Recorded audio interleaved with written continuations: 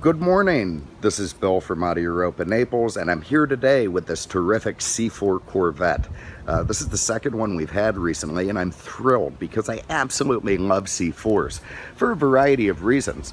One, they came out in the midst of my car guy youth, and were just an absolute giant leap forward for Corvette. I remember driving around in 83, 84, seeing one of these things going down the road and going, oh my God, do I want one. And now I can play with them all the time, and it's just fantastic.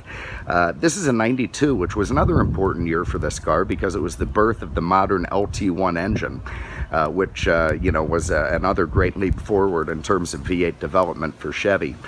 Bumped it up to 300 horsepower, became a lot more torquey, and just a little bit more joyful to drive. Again, this is a 92, great color combo. It's Arctic white outside, gray leather inside with the sport seats. Completely unmolested car, just 49,000 miles, no modifications of any kind. Has just been gingerly owned and properly driven. Has the removable hardtop, kind of a nice feature that Targa pops off in the middle and stores really neatly in the hatch area. You can see it's a moist day. I'm dripping here. It's kind of annoying. But anyway, what are you going to do? You can also see in 92 that it had the square and fatter rear end section, like the ZR1 Corvette, or as our Canadians friend called the ZR1, I presume. That was a nice upgrade for this car, nice styling cue. Also the more attractive styled 17-inch wheels on the car. And you can just see this thing is very, very proper. It's all original paint. It's immaculate. It's been garage kept. There's no deterioration. And with those miles, it just makes a fantastic collector piece. C4s are not getting any cheaper, guys. You know, if you have a collection, you might as well put one in now because they're only going north. And, you can get real nice examples like this one at a fantastic price. So let's start in the back. Inside the hatch area. One of the things that blew me away when this thing came out was the all aluminum suspension. It was just so different from anything that had been done before. We'll get, when we pop the hood on it, you can see some of that up there. Here you can see everything nice and clean, very proper. You've got your Delco-Bose speakers there. Those little humps up front are where you store the front of the back of the hardtop goes in there. Bolts down here, there'll be a photo of that. It's nice. You can see up in here there's no rust on any of the hinges, everything nice and clean. This is a car that's never been treated to salty weather, so it's pretty good inside. Everything as it should be back there, nice, proper, ready to go. Have a look under the hood. And again, 92, the birth of the LT1. I should say the return of it, because there was a pushrod LT1. I don't know, was it 70s, 60s? That was kind of an infamous motor. It was, terrifically fast and wonderful. But anyway, here's this LT1, the modern era. Nice to see under there again, 300 horsepower. Proper, lovely, what you want to see. This thing was so exotic. Again, in 1984, there was nothing else like this. Half the hood pops open. You see the tops of the tires. You see that aluminum wishbone suspension. You had those headlights aimed back at you. It's just such a cool piece. Chevy did such an amazing job with this. All kinds of exotic materials and lightweight stuff.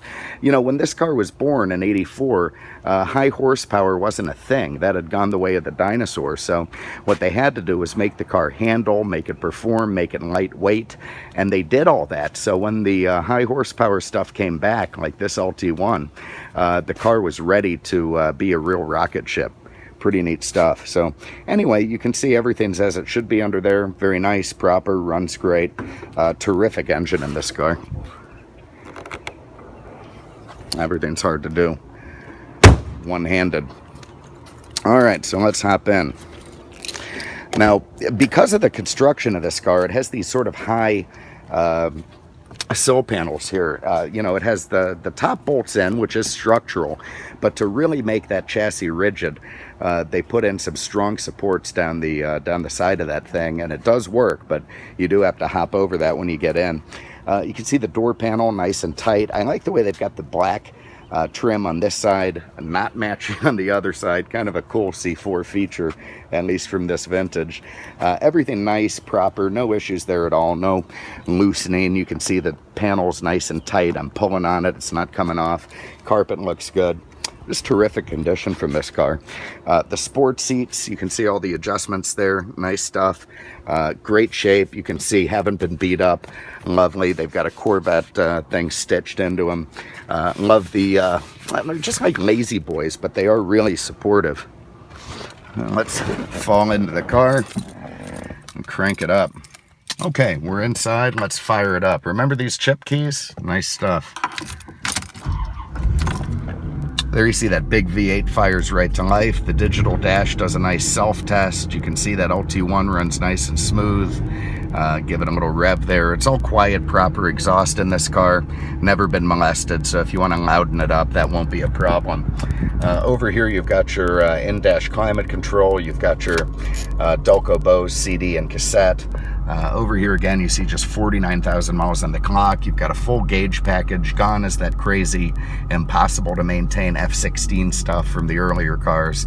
And in its place is this very nice and easy to use analog, cluster. Very nice and tight on the dash, very little warping or anything. Some of these cars are all screwed up. This one is not. It's been garaged. The dash looks great. I love the way it curves into the center console here. Nice big shifter. That's a 4-speed automatic GM tranny, absolutely bulletproof. Over here you've got your power seat stuff, and then of course down on the side of the seat, all the different adjustments you can make. So let's go for a spin. You have to go kind of low coming out of here and go sideways so I don't scrape it. And away we go. So with that LT1, what you got was terrific power. Again, 300 horsepower, very, very peppy, very potent. Much more torque than the earlier models. When you hammer it, you get sideways. It really, I'm gonna try and not kill anyone here. It really just responds the instant you hit the throttle, which is frankly what you'd kind of expect a Corvette to do. So it is in line with its purpose in life, which is being a big V8 front engine rear drive joy to hammer around. So again, 1992 Corvette Coupe, unmolested LT1 car, 49,000 miles, great shape, everything working nice. If you have an interest, give us a call, 239-649-7300, on the web at mercedesexpert.com. This thing's a lot of fun. Collect it, drive it, have fun with it, whatever you want. It's a terrific condition Corvette at a fantastic price. So thanks again. We really appreciate it. And we'll see you with it. Why does everyone go so damn slow? It drives me nuts. It's that traction control. Anyway, take care. See you soon.